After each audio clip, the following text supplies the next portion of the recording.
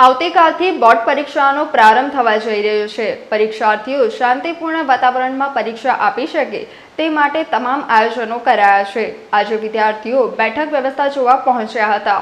મેઘાલયની શિક્ષા પદ્ધતિએ વિદ્યાર્થીઓના મૂલ્યાંકન માટે જે પરીક્ષા પદ્ધતિ નીવડી છે તેના સારા ખરાબ પરિણામોને લઈને શિક્ષણવેદો સવાલો કરતા આવ્યા છે। આજનું શિક્ષણ એ 3 કલાકના પ્રશ્ન પેપરમાં કોણે કેટલું ગોખ્યું અને કેટલું લખ્યું તેના આધારે પરિણામ નક્કી કરે છે, પણ શિક્ષણે વિદ્યાર્થીઓના જ્ઞાનમાં સંસ્કારોમાં વધારો કરે તે જરૂરી છે। ધોરણ 10 અને ધોરણ 12ની બોર્ડ પરીક્ષાના આડે હવે ગણતરીના કલાકો જ બાકી રહ્યા છે।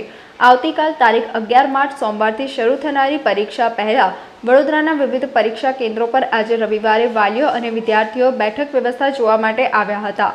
ડીઈઓ કચેરીના જણાવ્યા પ્રમાણે રવિવારે સાંજે 4 થી 6 દરમિયાન પરીક્ષા કેન્દ્રો પર વાલીઓ અને વિદ્યાર્થીઓને બેઠક વ્યવસ્થા જોવા માટે મંજૂરી આપવામાં આવી છે।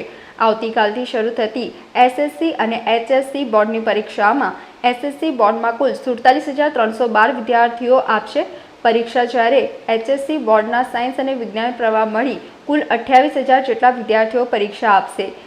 એચએસસી અને એસએસસી બોર્ડમાં કુલ 156 કેન્દ્ર પર પરીક્ષા લેવાશે। એસએસસી અને એચએસસી બોર્ડ પેપરના સ્ટ્રોંગ રૂમ પર સીસીટીવીની વોચ સતત રહેશે। તમામ પરીક્ષા કેન્દ્ર પર ચુસ્ત પોલીસ બંદોબસ્ત ગોઠવાશે। વિદ્યાર્થીઓ શાંતિપૂર્ણ વાતાવરણમાં પરીક્ષા આપી શકે તે માટે તમામ પ્રકારના આયોજનો કરવામાં આવ્યા છે।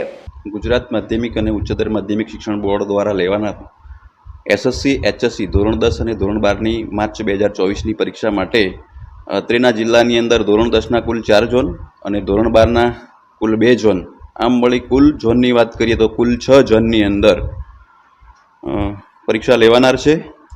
એસએસસી 4 ઝોનની અંદર કુલ 156 પરીક્ષા કેન્દ્રો ખાતે પરીક્ષા લેવાનાર છે।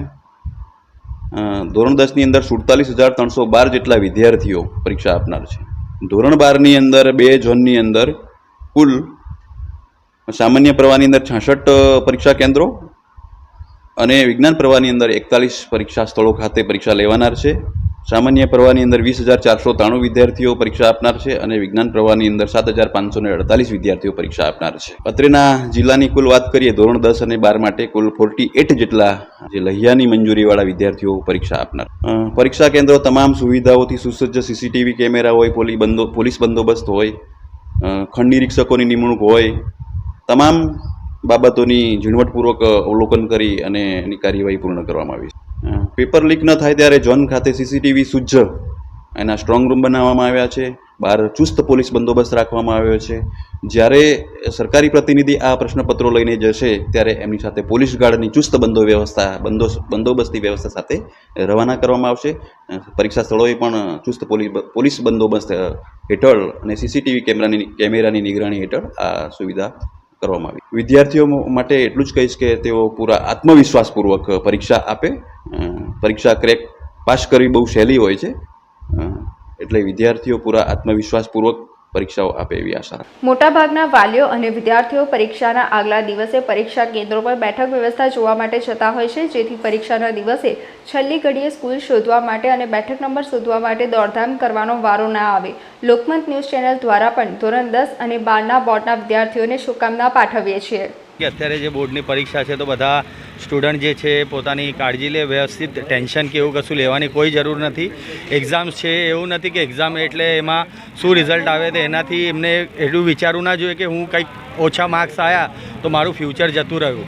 આપણે જે લાઈફ છે એના માટે આપણાને ઓલરાઉન્ડર હોવું જોઈએ। એટલે એક ખાલી એક્ઝામ્સ છે એ તમારું ભવિષ્ય તય નથી કરતી, પણ એનો મતલબ એ બી નથી કે આપણે સ્ટડીઝ પર ધ્યાન ના આપવું જોઈએ। સ્ટડીઝ પર બી ધ્યાન આપવું જોઈએ। તો બધા જે સ્ટુડન્ટ્સ છે એમને હું બેસ્ટ ઓફ લક કહીશ। Do your well and make your future. ખૂબ તૈયારી તો સારી જ છે। 12થમાં આખું વર્ષ મહેનત કરી છે તો સારો નંબર આવી જશે। કેવું પરિણામ આવશે? શું પરિણામ તો A1 ગ્રેડ લાવવાનો વિચાર છે હમણાં। મહેનત એ પ્રમાણેની છે। આગળ એન્જિનિયરિંગ કરવાનું છે કોલેજમાં, એના માટે જેઈની એક્ઝામ પણ આપવાની છે તો એની પણ મહેનત કરવી પડશે બોર્ડની પરીક્ષા પછી। કેવી રીતે તૈયારીઓ કરી છે તમે? બસ બધા જ ચેપ્ટર ક્લિયર કરી દેવાના, ડાઉટ કોઈ બી રાખવાના નહીં અને બધું કમ્પ્લીટ કરી દેવાનું। ફેમિલી અને ટીચર્સનો કેવો સપોર્ટ? ફૂલ સપોર્ટ છે। ફેમિલી અને ટીચર્સનો પણ સારો સપોર્ટ છે। કે ડિપ્રેશન કે કોઈ એવું ના, કોઈ ડિપ્રેશન, કોઈ ટેન્શન નહીં। એમ બી 12થની તો એક્ઝામ પતી જશે, પછી શું જીવનમાં જે આગળ વધવાનું એ મેન રાખવાનું ને, પરીક્ષાનો તો કોઈ એટલો બધો ઇમ્પોર્ટન્સ હોતો નથી. આપણે જીવનમાં સફળ વધારે થવાનું. સમાચારોના સતત અપડેટ મેળવવા માટે લોકમત ન્યૂઝને યુટ્યુબ ઉપર સબસ્ક્રાઇબ કરો, બેલ આઇકોન દબાવો અને અમારી સાથે જોડાયેલ રહો ફેસબુક, ઇન્સ્ટાગ્રામ અને ટ્વિટર ઉપર.